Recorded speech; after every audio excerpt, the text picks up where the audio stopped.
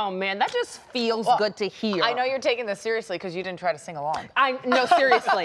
We don't play about Michael Jackson in my household. In the early 1990s, Michael Jackson's Heal the World became a humanitarian anthem focusing on unity, compassion, and love. Well, now the singer's son, Prince Michael Jackson, is carrying that mission forward through his own organization. It's called Heal Los Angeles. Love this. Prince is here to talk about that and a lot more. So thank you so much for being here. Thank you for having me. Happy to be here, likewise. So that's, if people don't know about your organization, tell us a little bit about it. So the Heal Los Angeles Foundation was started as a student service organization almost 10 years, actually a little over 10 years ago. Wow, a decade. Yes, with a friend and co-founder at Loyola Marymount University. Okay. When we both graduated from LMU, we wanted to continue this work. We became a 501c3 nonprofit, and we pivoted our mission. We originally were focusing on homelessness, child abuse, and child hunger in the LA area.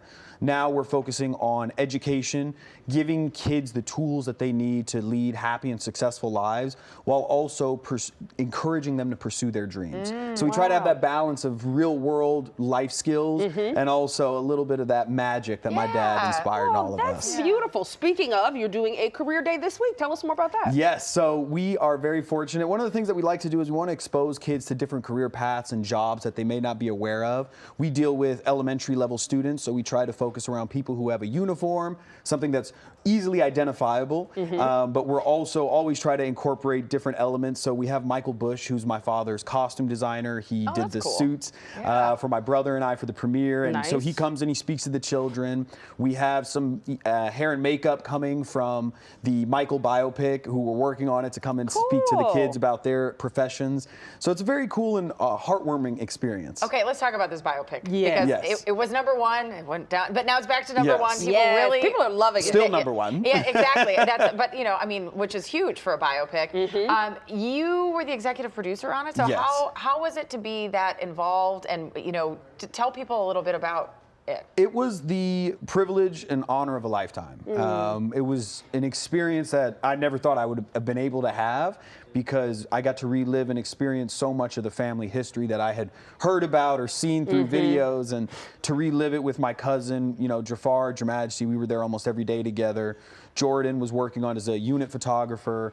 And it was a really great experience. We had a great crew. Everybody brought their A game, top to bottom. Everybody was a real joy to work with. I think the most successful biopics are when family is involved to kind of oversee some of it. Did you feel that way? I think that it brings a level of authenticity that speaks through the screen. And I think that when you see the way Graham King, the producer, kind of set this film up, he started by reaching out to the family first and foremost.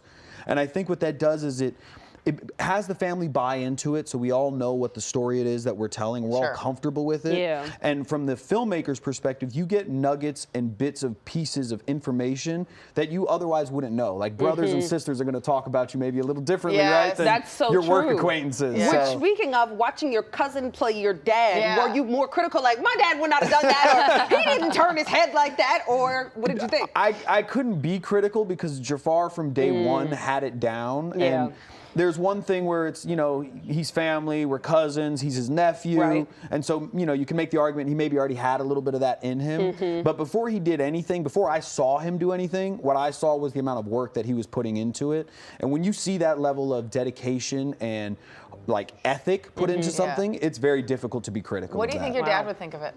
I think that he would be very proud, you know, watching all of us grow up and having my cousin, his nephew, fill these big shoes with, and they're immense shoes, you know. Who's going to play Michael Jackson? That's a tough cast to do. It almost had to be one of his relatives. Exactly, exactly. And we, you know, we did auditions all around the world, and there was nobody that came close. And I think to see the way Jafar has not only produced or created this work product that he has, but also the way he's conducted himself and carried himself as a member of the family is incredible, and I think that my father would be very proud of him. Oh, well, congratulations. A beautiful way to honor your father's legacy. I heard Billie Jean is back at #1. Yes, the king is on top. Yeah, exactly. Some of the best music of all time. We're so excited to meet you. Thanks for being here. Thank you for having me. For more information on the Heal Los Angeles Foundation, you can head to cbsla.com and click Seen on TV.